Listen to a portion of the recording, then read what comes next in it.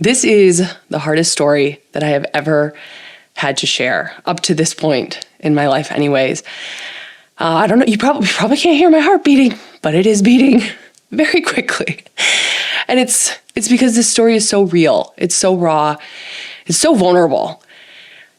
And I'm also smiling though, because it is my greatest story of hope as well.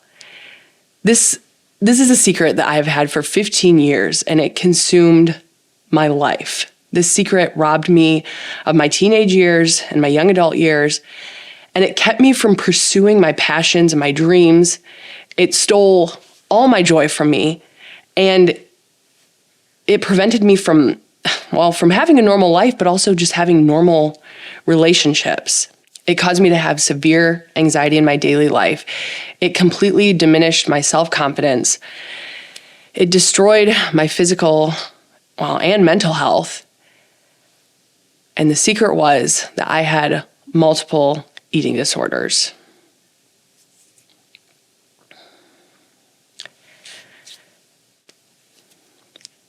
Between anorexia, bulimia, orthorexia, body dysmorphia, and overexercising, all of these things plagued me.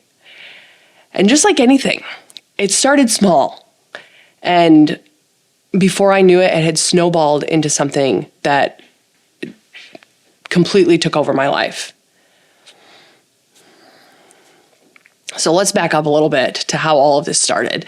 And if anyone grew up in the early 2000s, to me, this was diet culture. It was all the rage back then. I mean, you had Nutrisystem, what else? Slim Fast shakes, diet pills, all these fitness programs. I mean, it was everywhere.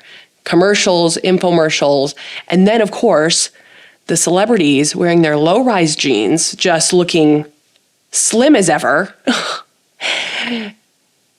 It started to form this lie in my mind that there was something wrong with me because I didn't look like this. And why didn't I look like everyone else on TV?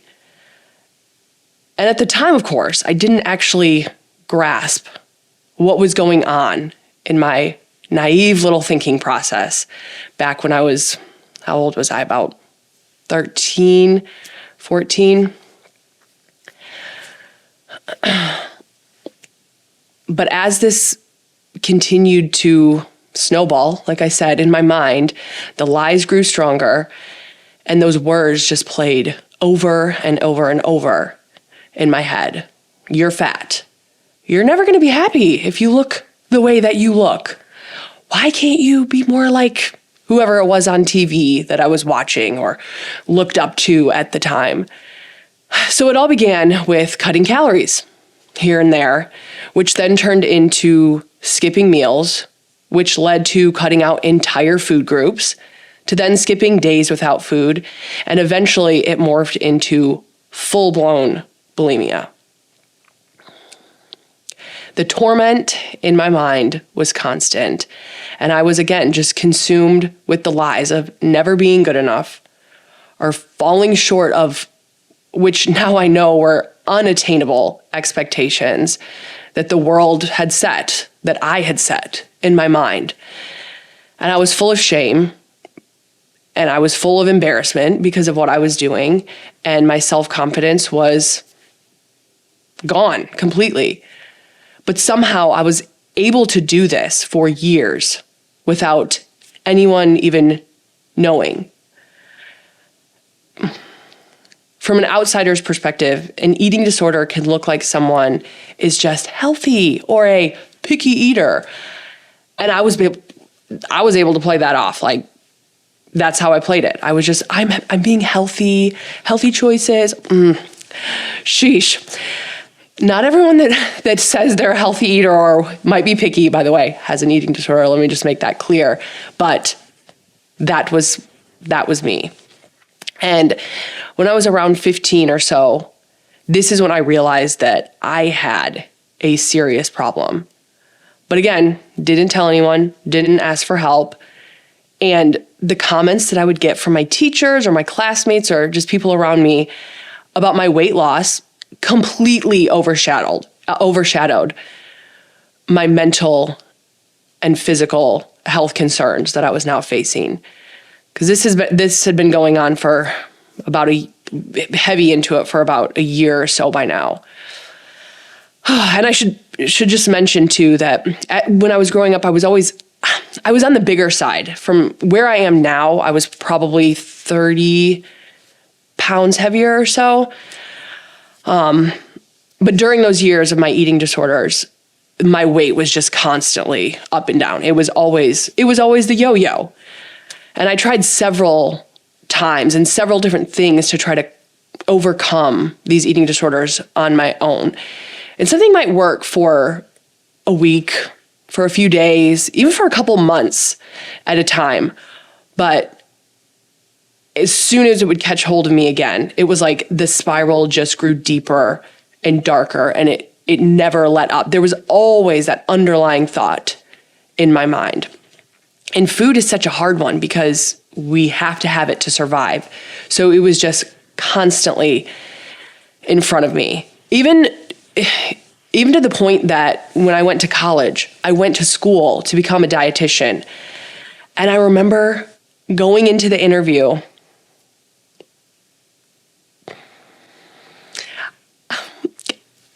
because you had to go to an interview, and the professor, why you wanted to be, that was part of one of the acceptance rules, and I just remember the professor asking, so why do you want to become a nutritionist?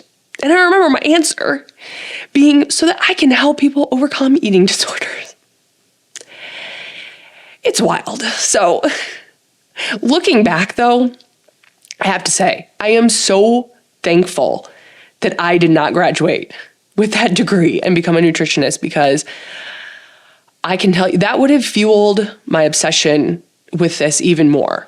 And that's what it was. I mean, it was an obsession. It was something an obsession. It never leaves your mind. And it's just also, it's so interesting because I had always been so curious, and I love to learn and fascinated with how the human body works and how food goes into that, and how movement and activity, all of those things came together to work in our bodies. And for that to have taken hold of me like it did, just so weird. Even working out, I've always loved it. I mean, my mom and I would, when I was little, I can remember going to her jazzercise classes. You may have heard me talk, if you've worked out with me before, you may have heard me talk about that. I loved it. And then it was one of those things where, even though I would do those workouts to burn the calories, in the moment when I was doing it, it was still my favorite thing. For some reason, in those moments, I would be free from the torment and the anxiety that was constantly running through my head. So I love those two things together, working out and nutrition.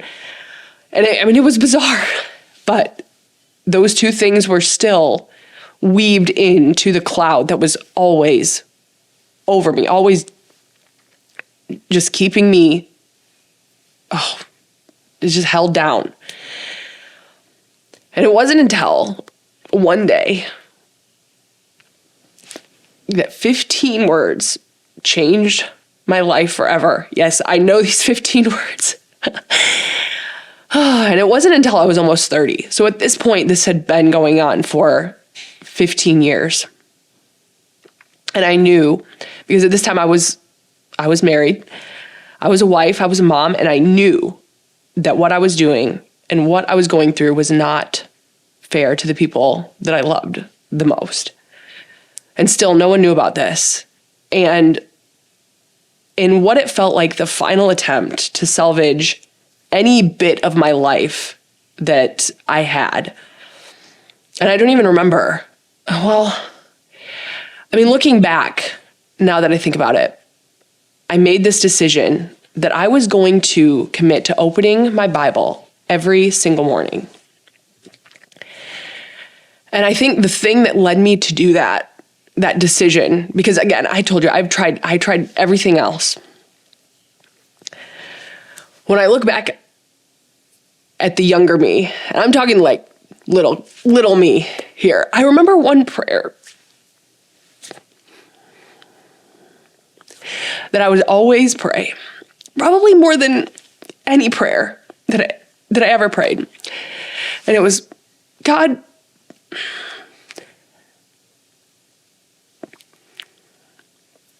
sorry, I knew I was going to cry during this. I was going to try not to. Please let me have a good husband when I get older. Because my parents had divorced when I was in high school. And it was rocky up until then anyways, because that's kind of how it goes. So I think that's why that was the one prayer that I would always pray. Whether or not I believed it was going to be answered, I don't know. I don't even know.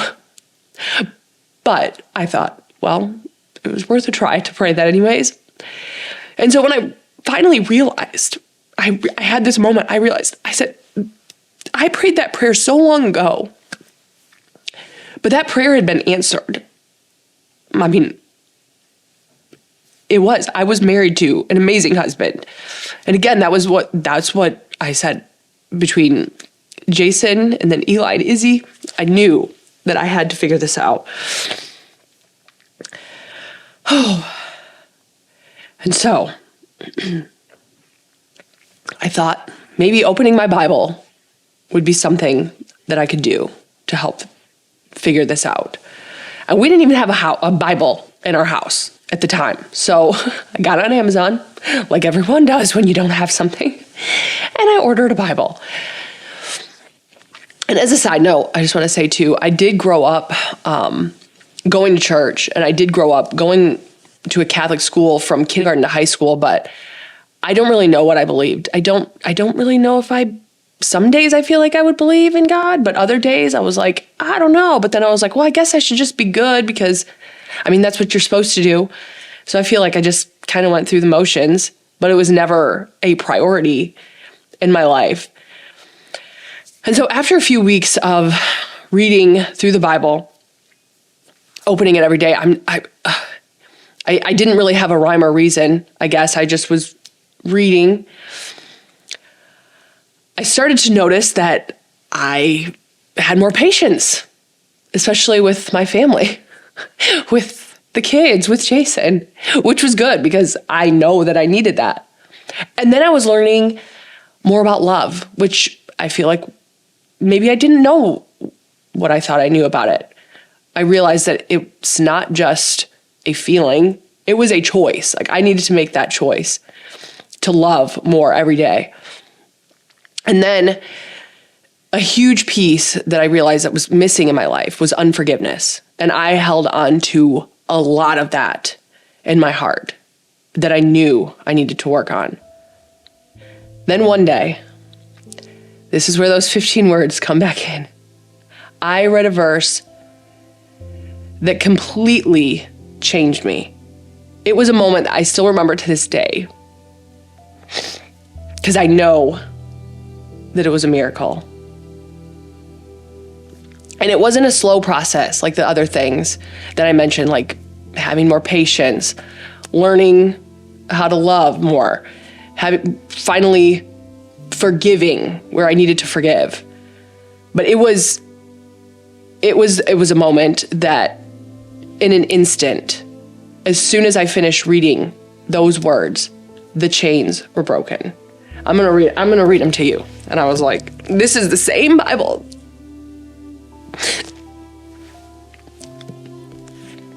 that I read them from so long ago. Not even so long ago.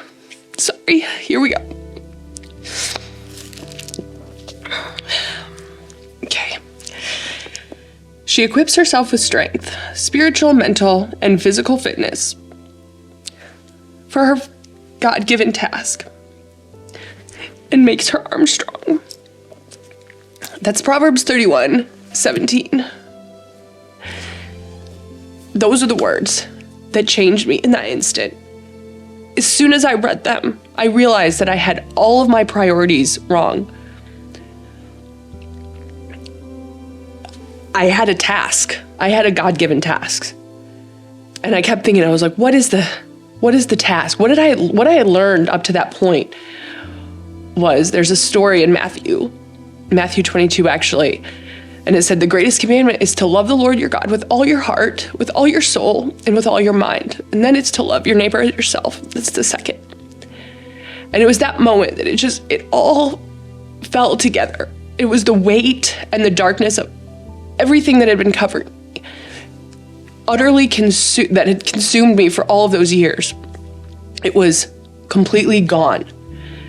I told you, it was a miracle, and I know to this day it was. And at that moment, my eyes were opened again to that I had my priorities all wrong. It's first mentioned spiritual, mental, and physical. My focus had always been flipped upside down. And for the first time throughout my Bible study, I realized that verse was the missing puzzle piece. It was like the picture had finally become clear. Those pieces had finally fallen into place. I realized I was living my life pursuing things in this world that I thought were going to make me happy, complete, successful, and I was making my arms strong for all the wrong reasons. When I realized that I had a God-given task that required those three disciplines, spiritual, mental, and physical, I realized that I was put here for something so much bigger than myself. I knew that it wasn't about me, but the role that I needed to play in God's purpose. In that moment, the things I believed for so long, I could finally see for what they were: lies. I had a new regimen of training, and it encompassed so much more than I ever realized. I still have no words to even describe the change in me that day. And I know that's okay, because I believe that actions speak louder than words. And I have been a new person since that moment. In that moment, the lies, the shame that I had, the embarrassment, the torment of my eating disorder, it was completely washed away. And I can no longer even see the scars that it had left behind. It reminds me so much of another verse in 2 Corinthians chapter 5. It says, therefore, if anyone is in Christ, he is a new creation. The old has passed away, and see, the new has come. After this point, I was finally able to share this entire story with those that were closest to me. And since that moment of change in the years to follow, I realized my purpose for this season and have not struggled with my eating disorder any longer. Again, it was completely gone. Every aspect of my life had changed at that point. I had more joy.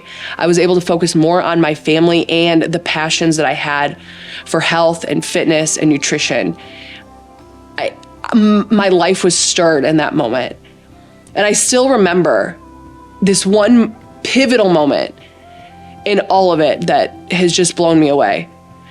So a few months after that happened, we were visiting family in Tennessee, and I went to church. It was just me, and I was kind of sitting in the back up at it was like a 2-story kind of thing where you'd look down, and I was sitting up at the top. And I remember at the end, the pastor was like, we're gonna have people down here in front if you need prayers.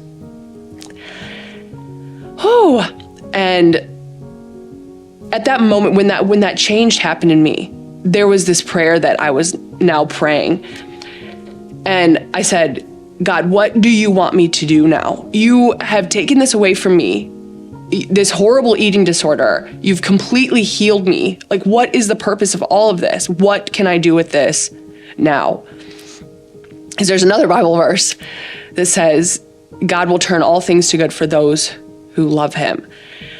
And so when the pastor said that, the first thing that went into my mind was, you need to get your butt down there right now. And then, I started having second thoughts. I was like, this is embarrassing. What am I supposed to say? I cannot do that. So I started walking out. I started leaving. I walked out the doors. I was outside. I was on the sidewalk to the car. And all of a sudden I stopped. I just froze right there. People were walking around me and I could not move. Like, I knew that I had to go back in there. It was like so strong in me. So I turned around, I walked back in, and there were people up at the front, and they were in small groups. And I was like, oh, okay, well, I tried to go back in, but everyone was busy. They were already all praying. So kind of like, it was like in individual groups. But I was like, okay, it's fine. I tried. I'm going to be able to turn around. But then, not so fast. There was a lady in another conversation and she spotted me and greeted me. And I was like, oh, yes. And I said, are you part of the prayer team that was going to do the prayers? And she was like, well, no, I'm not. I'm part of the kids ministries, but I'll definitely pray for you. And I was like, well, that's what I'm here for. So, okay. And she was like, well, what do you need prayers for? And I told her, I said, I was even starting to cry. I said, I just feel so lost. I just don't know what I'm supposed to do with my life. And I feel like this is probably something a lot of us have had before. And I just said, I don't know what direction to go in now. And she just grabbed my hands. And I remember she was squeezing them so tight. I still remember that. And we were there for probably 5 minutes. And I truly believe that if I had not turned around and walked back into those doors and gone up there for prayers, I don't actually think that I would be on YouTube sharing the workouts like I'm doing right now. I really don't. It was that, like I said, it was a pivotal moment that I needed. And, I of course can't say that for certain, but I know it was a catalyst for opening and closing doors in my life that has now led me to this passion for building a strong body and a strong life. And again, if you worked out with me, you've heard me say that before. And when I look back, I can say that I am just beyond grateful for the struggle that I went through for that eating disorder, which probably sounds just so odd.